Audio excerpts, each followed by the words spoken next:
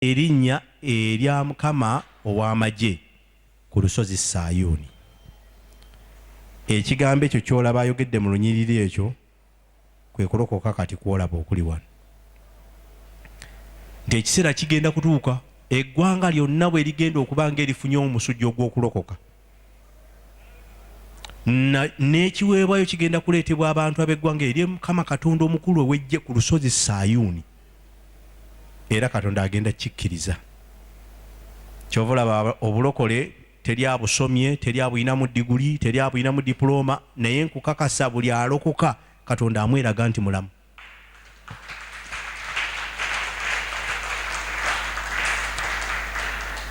Tatunuulira bitiibwa, tatunuulira mawanga, tatunuulira lulimi, tatunuulira biki. Kati kyetwagala okugaziyaako mu bufunze bino byayogedde mu Isaaya kituufu ddala ddala byogera ku Uganda oba Musumba Serunkuma ayiya biyiiye. Manyi mulimu abantu abagamba naye Musumba okyusa bwino olina engeri gy'otuluserusa ssebo birabika ng'ebiriyo. Mukama yeebazibwe. Amiina. Bayibuli egamba nti ekintu kyonna bwe kinaabangako abajulizi basatu oba bana kikole nga ki. Kati twagala kakasa Isaaya bye yalaba. Yesu yasooka okwogera. Yokaana essuula 10 olunyiriri lwa 16 agamba nti era ninayo ekisibo kyange eky'endiga endala. Wano Yesu yali ayogera n'Abayudaaya ng'abagamba nti mu Abayudaaya abandabako olwaleero ninayo ekisibo kyange ekirala eyo kye neeterekedde. Agamba nakyo kiŋŋwaniro kireeta kiriwulira eddoboozi lyange era kiriba kisibo kimu era n'omusumba omu. Wangi kati abasoma Bayibuli abasinga bagamba ono yali ayogera ku bannamawanga bonna abalala abataali Bayudaaya. Nedda, yali agamba Abayudaaya ly'eggwanga Katonda lyali yamukwasa alyeyanjulire oluvannyuma lyo lifuuke eribuulizi ly'enjiri eri ensi yonna. Lyanjule Katonda, lyanjule Yesu Kristo eri ensi yonna. Naye bwe yajja gye bali tebaamutegeera nakati tebamukkiriza nga mulokozi. Mukama yeebazibwe. Nakati tebamukkiriza nga mulokozi. Bamanyi yali nabbi yakola bye yakola naye ng'omulokozi tebamukkiriza. Kati Yesu abagamba naye yeeterekera eggye eryo ezzibizi nga liri baggwanga lyagenda okwerobozaamu. Ligenda kuwulira eddoboozi lye, terimulabangako, terimumanyi, ne bajja kuwulira eddoboozi lye bafuuke ekisibo kimu. Bameka nga muli wano nga mwali basiraamu? Aha, obalaba abo bandibadde mu muzikiti eri gye olira kati. Bameka nga mwali bakatuliki? Obalaba abo abamu badde temukimanyi nti weebali. Bameka nga mwali baprotestante? Ba Seventh Day? Kale nga wali musamize? Mwebali, bonna gye bali. Kati kyenkugamba ekyo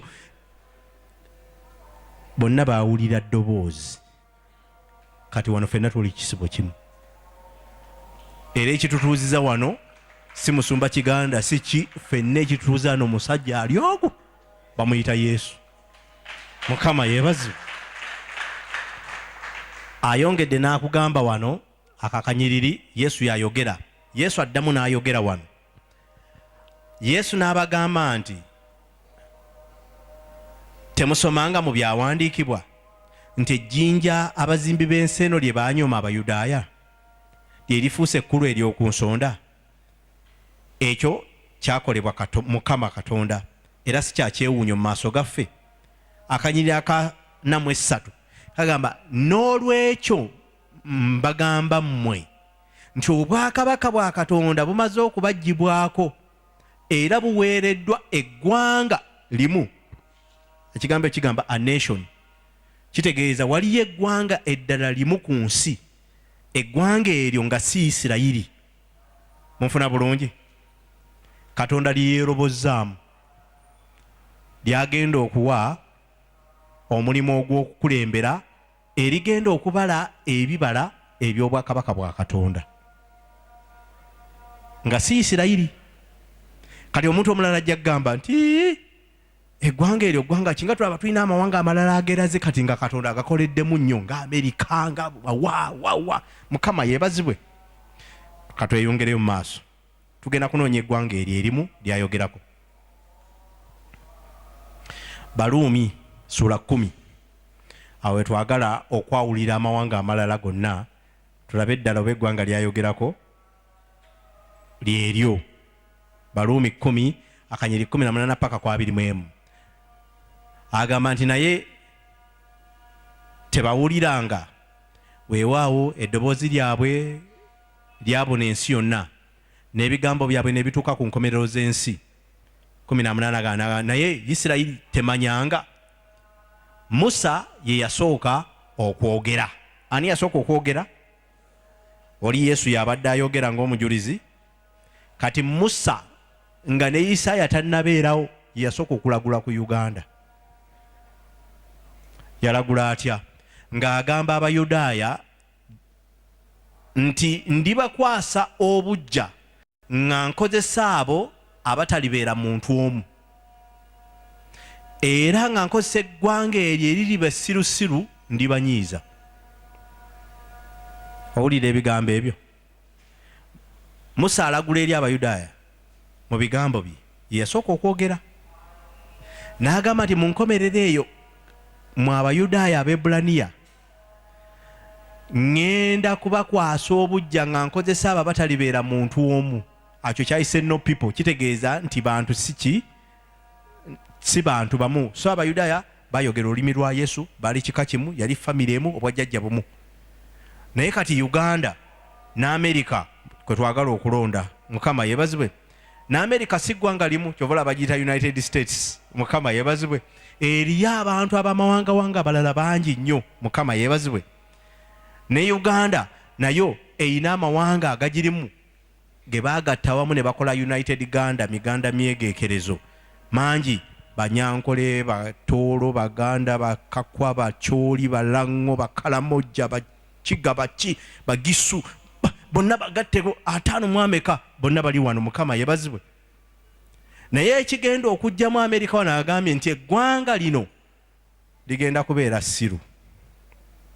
Foolish nation. Abamerika basiru wangi? Abamerika basiru okusinziira ku kutegera kw'ensi. Abamerika basiru. Uganda tuli basiru oba tuli bagezi? Tuli bagezi. Bameka bagamba tuli bagezi. Aha, bameka bagamba twandiba abasiru.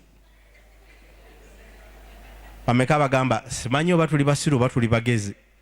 Aha, kakati awe twagala okutegeerera. Ekyamazima bw'ogenda okugaziya wano ekigambo kyayogera nti agenda kukozesa eggwanga esirusiru.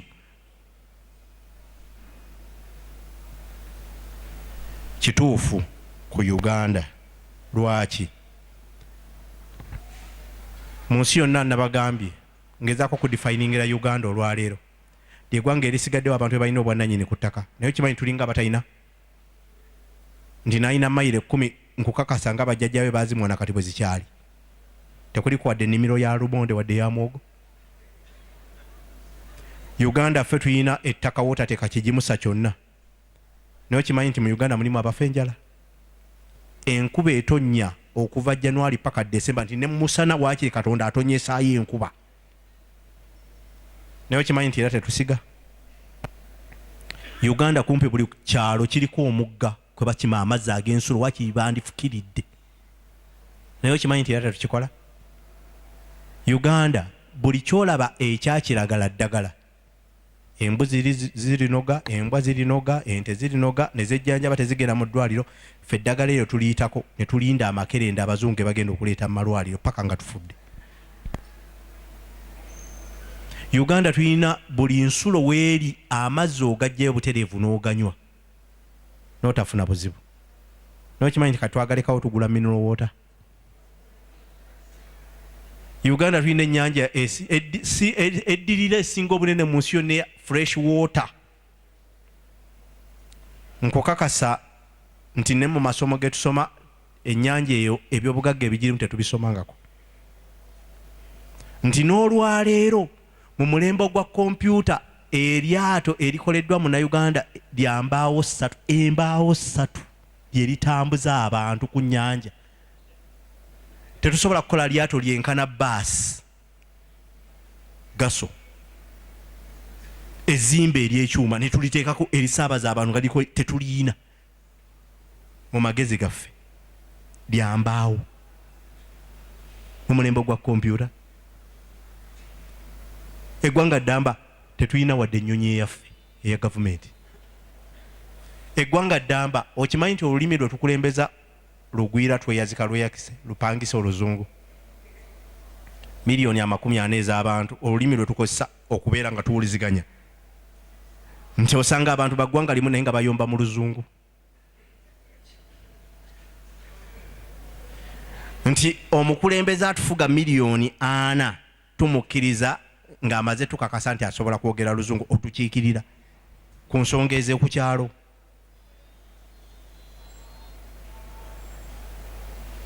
Wanje Uganda tulina ennyanja nnamba ey'omunnyo leke katwali naye okimanyi nti nakati omunnyo tugujja bweru naye nga tufulumya abasomye sayansi abasomye ebyomunnyo aba chemistry buli mwaka baddokita bonna bakasookedde university yaffe eyasooka mu East African Central Makerere University buli mwaka tufulumya ba engineer mbulirayo engineer yakoze omusumaali okuli empeta gw'omanyi nti oyayiyizayo omusumaali omupya kale ekikwanso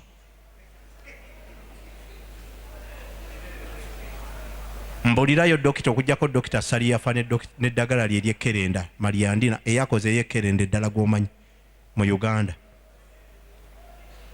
naye nga buli kikoola kye nga buli muti oguli muno ddagala nga omanye ey'ekkerenda eryakoleddwa dokita waawano. Okimanyi nti nakati tukyatuula ebigezo nga tutta busi ansa naye si kuyiga magezi mapya nti ebigezo nze bye natuula mu mwaka gw'ekinaana nakati mu mwaka gw'e2017 nakati bye batyatuula era omwana okugenda mu kibiina ekirala agamba batugambye leeta past papers asoma kuyita bigezo so si kufuna magezi mapya. Leke Victoria eyo nkukakasa teri yali asomye wadde okukkayo wansi mu nnyanja eyo nti kati katuvumbule ebiriyo tuyiyeyo ka submarine wakiri abasomi bagende bakette ebiriyo tewali. Naguno gwaka nokola obukozi oluguudo twagala abantu bave ebweru bajje batukolere ekkubo n'amagezi ga bulungi bw'ensi gaatusangukamu. Mukimanyi nti ku mulembe gwa Museveni wano otandise okukola block enjokye ez'ebbumba mulembe gwa Museveni mu ggwanga wano block enjokye ng'ebbumba libaddewo n'emiti gibaddewo n'omuliro gubaddewo ne block enjokye okuva mu nnyumba ez'emmuli ku mulembe gwa Museveni wa ng'ogyeko ey'omusenyu abazungu gye baatwekera erina okugula sementi waabwe. Wange tuli basiru oba tuli bagezi?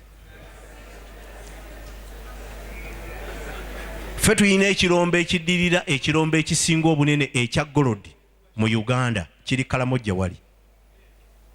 Ekirombe ekisinga obunene ekya golodi mu Africa ekiddirira ekyokubiri obunene kiri Kalamojja.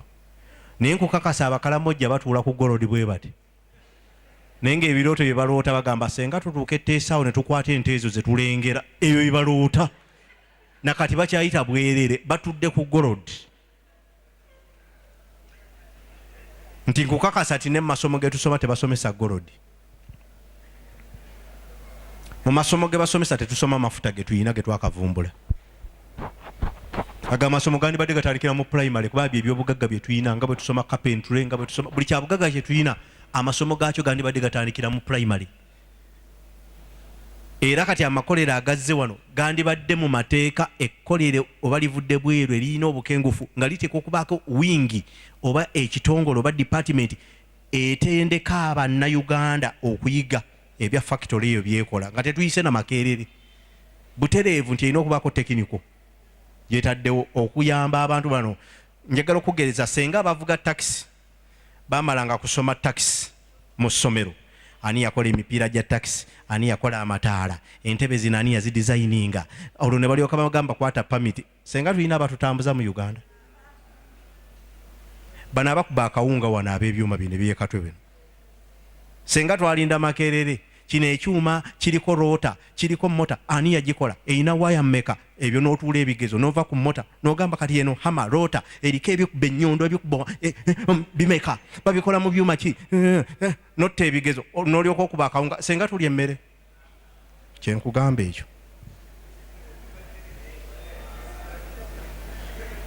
Naguno gwako omwana asoma essomero akyatuula ebigezo mwe bamuteekedde ani yasooka okuvumbula omugga Nairo we gutandikira sipiiki ng'abasogawo tebaaliwo. Musajja kye yasooka okwetooloola ensi Majerani akugasa ki nga tovangako wano nakutuuka Ntebe ku kisaawe ekyokwetooloola ensi kikukwatirako wanga tovangako wano n'otuukako ne Masaka wali ekyo ne kisalawo future yo nti yakigwa n'olwekyo tajja kufuna mulimu mu ggwanga lyo. Omuntu tajja kufuna mulimu gwa buzimbi, tajja kufuna mulimu gwa kubajja, tajja kufuna mulimu gwa kukanika kubanga tayise Luzungu. Nati emanyi olulimi okuginyola n'enjijja ku mupiira gw'emmotoka. Kikyotegeeza Mukama yeebazibwe. Kati kyenkugamba ekyo waliwo ekintu nga kikyatusibye wano mu bwongo wano kyekitubonyaabonya.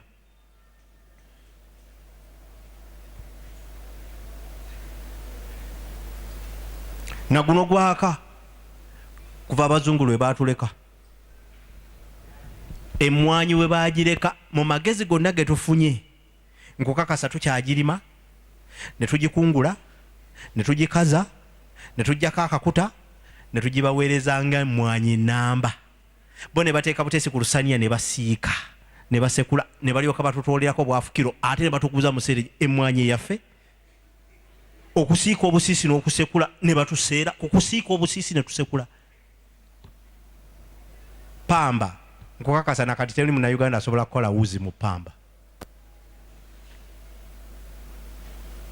nkukakasa.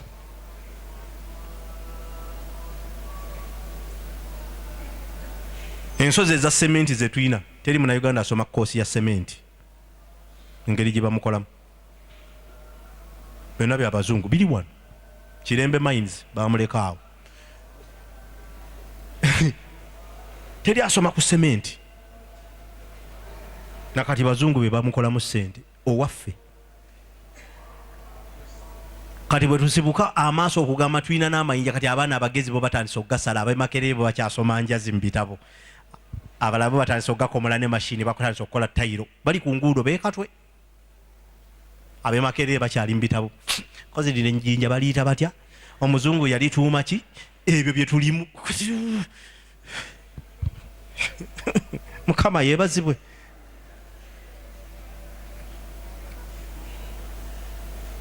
Tuli basiru oba tuli bagezi?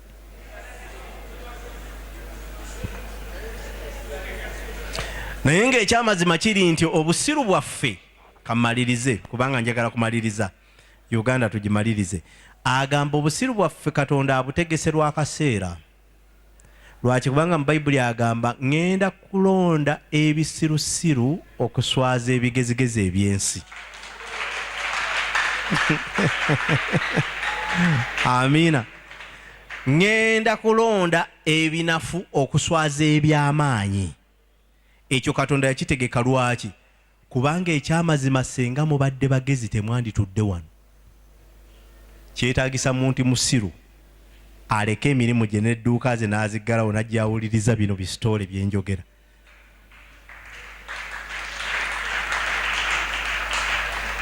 Ebintu bya Katonda oyina okufuukako omusiru. Kambabuulire ebintu by'okukkiriza oyina okukkiriza okuba ku livansi. Ekyamazima kiri nti tosobola kuddira dokita yasoma bya busawo mufuna bulungi najja n'atuula wano nga yakuguka alongosa n'abantu n'omugamba kwata wali cancer gamba in the name of Jesus cancer go dokita n'akikola nkukakasa ajja kugamba tosirwala genda bakole chemotherapy. Mukama yeebazibwe.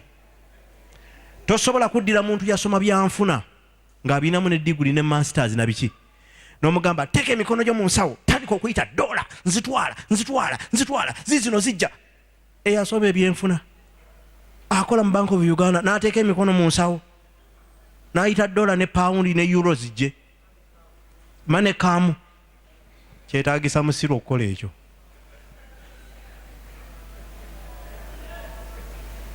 Ebintu by'okukkiriza waliwo olina okusooka okufuuka omusiru n'owa Katonda space n'akulaga nti akola ekisusse embalayo. Oli nga talina wadde ennusu mu nsawo n'agamba ngenda kuzimba kalina in the name of Jesus nga talina na mulimu ali jobless, eyo kalina ngenda gizimba in the name of Jesus, eyo kalina ngitwala, eyo emmotoka ngenda giteekawo in the name of Jesus, n'atambula ekisawe n'amboole okuva gye kikoma paka gye kigenda. Nkukakasa omwaka ne guggwako gekola ng'ali mu mmotoka naga nti nabadde ndi awo Mukama n'ampa ekyamagero, kidiru kyazze ng'ekisaagaawo, oli n'antwala e Dubai, sebo benzi yiyo ngipaakinze. Ebyo byetaaga musiru. Mukama yeebazibwe. Lwaki? Kubanga agambye eggwanga lino lirina kubeera siru okukola ebya Katonda.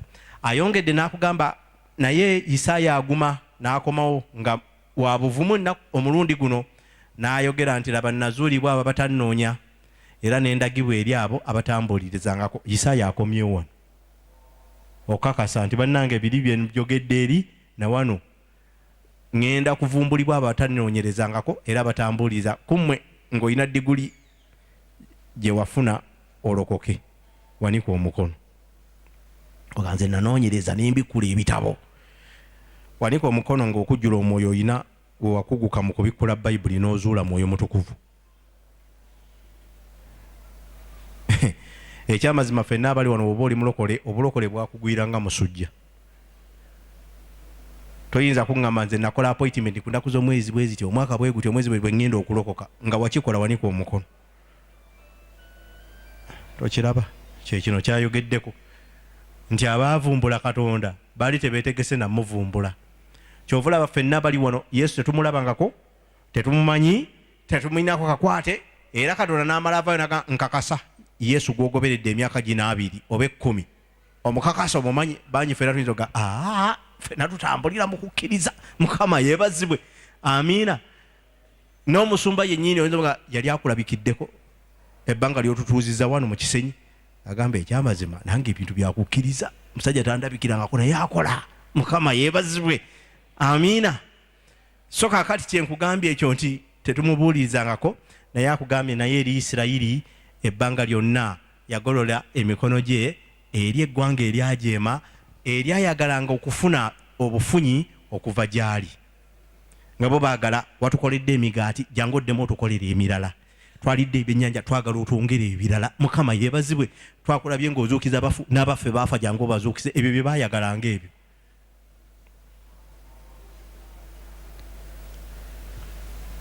Naye ffe n'abatannafuna akukakasa akyatudde mu myaka 5 tannalabayo mulema atambula oba gwatambuza agamba naye mu Yesu ono yanindabikira n'entambuza omulema ali mu myaka 10 mbulokole. Mukama yeebazibwe. Naye lumosi sabo tomanya yandinviirayo ali mu myaka 2. Kwegamba obugumiikiriza obwo bwetaaga musiru. Essaawa ze mumaze wano abazungu tebazimala. Era bolugira time up dakika 10 abagenda kyetaagisa musiru atuulawo n'awuliriza bino. Uganda mu Bayibuli mweri okusinziira ku bwino oyo. Ebiseera bitambudde, essaawa ziddukidde ddala. Simanyi oba ka documentary nyinza obbalagako akatono mulabye ku bimu bye mulabyeko. Munaagumiikiriza akatono eddakiika nga 10 mbalageko wakiri akatundu akatono ennyo tulabe oba bye tusomye weebiri.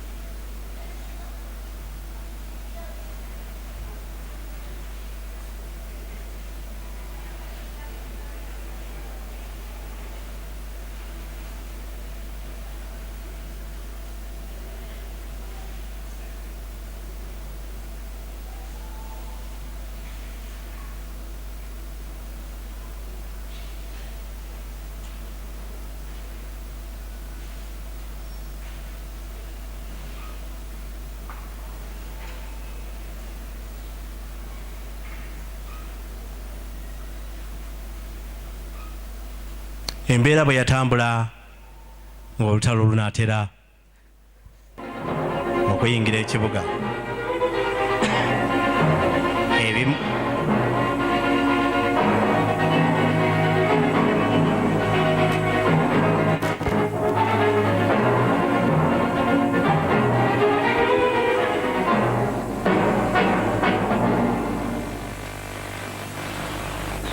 Yoweri Museveni took 26 men into the bush 5 years ago and started a guerrilla war.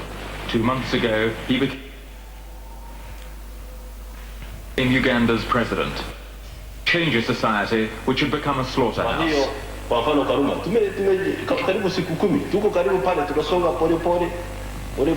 ebimu ebyogeddwako mu bunnabbi nja kuba mbikusongerako mu katundu akasooka. Actually saw their parents being shot by troops of the former government. The guerrilla army became their home, the soldiers their family.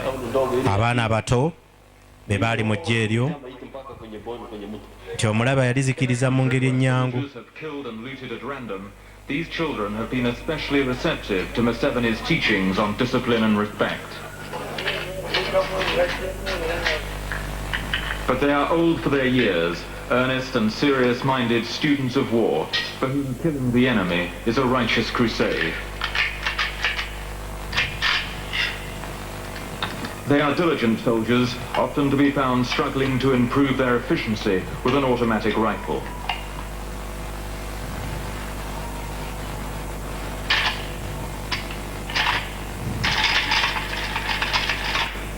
What's your name?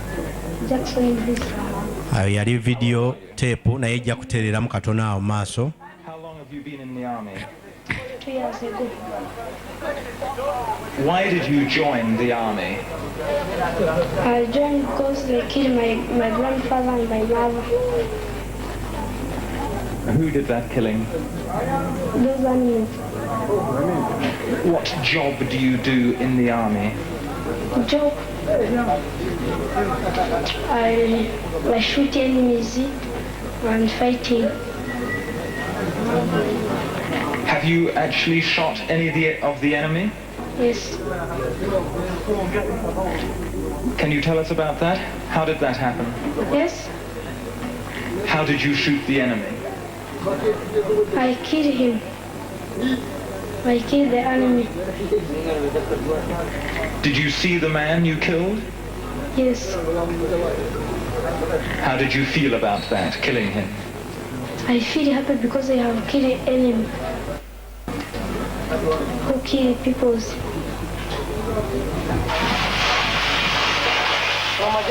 Museveni hopes that these young fighters, moulded by their experiences on the front line in the Bush War, will help build a new Uganda. Others fear they'll be brutalized by conflict, their identity tied to the barrel of a gun. Museveni says that to understand the children, you have to understand the terror which they survived.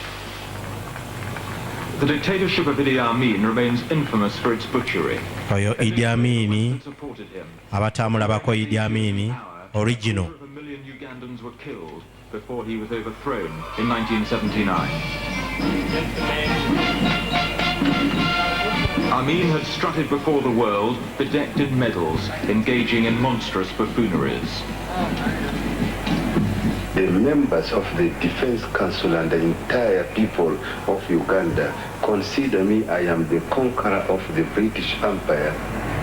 While Amin boasted, tens of thousands of his opponents were picked up by the State Research Bureau, tortured and then placed before firing squads.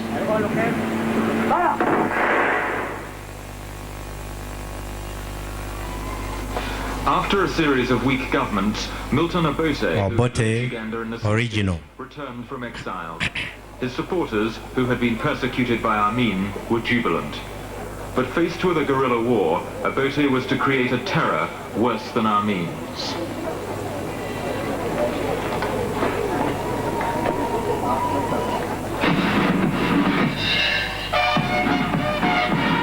Obote's soldiers in the Uganda National Liberation Army, the UNLA, killed indiscriminately.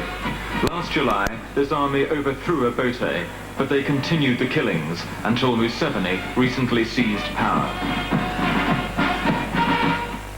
The scourge of Uganda's tragic history has been tribalism.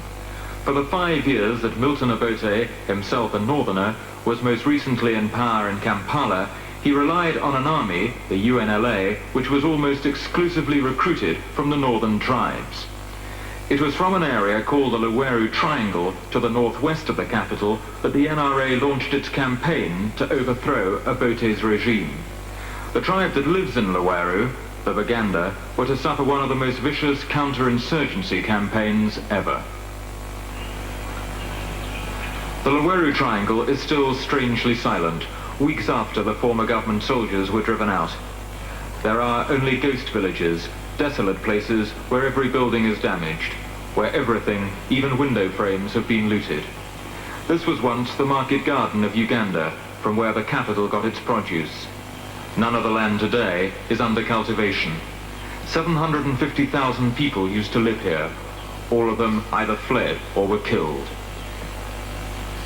Each day in Uganda, the sites of new atrocities are discovered. The killing fields are often on waste ground outside the derelict and abandoned villages. Here, just outside the village of Sanga, the smashed skulls and bones litter the area, as yet uncounted by the local people. No one really knows how many people have died, for it's only in recent days, as the survivors have begun returning, that the magnitude of the terror has been discovered. Being here, it's hard to escape the conclusion that government soldiers were bent on the wholesale slaughter of the Baganda people. The few people who escaped the massacre at Sanga told us that the villagers were rounded up by government soldiers, put in trucks and brought to this field, women and children among them. They were all shot and afterwards their bodies burnt. In Luamata, in the heart of the Luweru Triangle, the villagers have discovered another mass grave. The few survivors stand around numb in their bewilderment.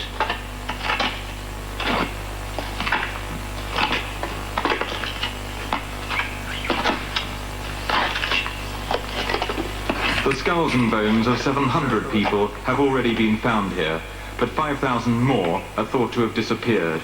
Some of those who in recent days have drifted back have been away from their villages for 2 to 3 years, either in hiding or in refugee camps. Their stories begin and end with when the soldiers came. What happened to their friends and neighbours, they know not. Opening the graves, they hope, will somehow explain the past, even if it can't provide the answers. No one now knows who this was, who this is, or who this was. Though was my brother, it's impossible to tell that this one was my brother. But as a whole, now they are all my brothers. That's why I'm to bury them. Ezo basi zaffe It seems that every village has suffered. bwe yakulekanga ng'ojja kutambula mwezi gujja. There are collections of skulls, as if only the atrocity defined the place. 300,000 people are thought to have died here in the past 4 years. That's half the population of the Luweru Triangle. In the village of Bukamiro, soldiers from the NRA assemble the skulls in the knowledge that this was the price paid by the local population for befriending them while they were guerrillas fighting to overthrow Obote. Many governments assumed that the killings were the tragic consequence of a counter-insurgency campaign. It's now known that the slaughter was official policy. Tony Masaba was an intelligence officer with Obote's notorious National Security Agency, who went on numerous missions.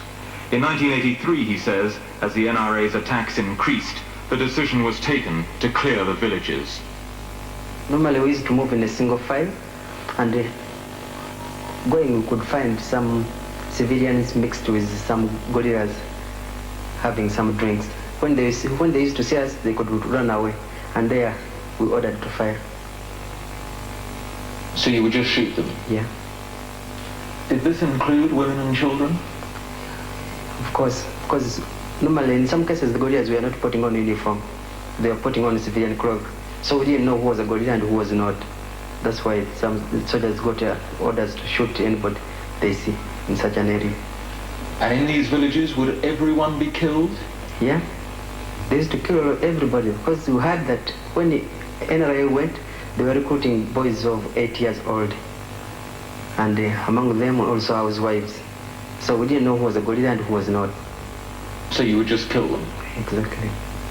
And how many villages were attacked by government soldiers in this way? Almost every village in Royal Triangle was involved. UNLA was everywhere, just as the NRA was everywhere also. It was not just the policy to empty the villages. Obote's intelligence officer told us how suspected guerrillas were brought to army barracks like here at Kiboga. Most of the interrogations took place at night when the soldiers were high on alcohol and marijuana. Burning oil was dripped on the prisoners until they talked. Later they were killed, their heads cut off with a panga or machete. Today, bands of stray children roam the deserted barracks. It's too early to say what the full impact of the killings will be on the young. Most of them are withdrawn, recalling the past with adult composure. They could. The undergrowth is starting to be cleared. It's estimated that years of work will be needed to restore Loweru's shattered infrastructure. But can a society be so easily remade? Many of Loweru's orphans joined the guerrillas and became child soldiers. Uganda is asking how the children of the terror will use their newfound power. Ekire ekyomusulo kyekyo ekyakwatanga eggwanga lyonna okuva ku makya paka olw'eggulu. Emirambo eginaaleka nga gisaasaanye egy'aba Ethiopia oba abanyanya gyayogeddeko gyegyo. 6,000 government soldiers surrendered, acting in a discipline and humanity which they had rarely shown themselves. The NRA came armed with a code of conduct in which prisoners, like civilians, had to be respected. Josephine Harmsworth has lived in Uganda since independence and has witnessed the barbarity of its various armies. The NRA was different. Many were in total rags.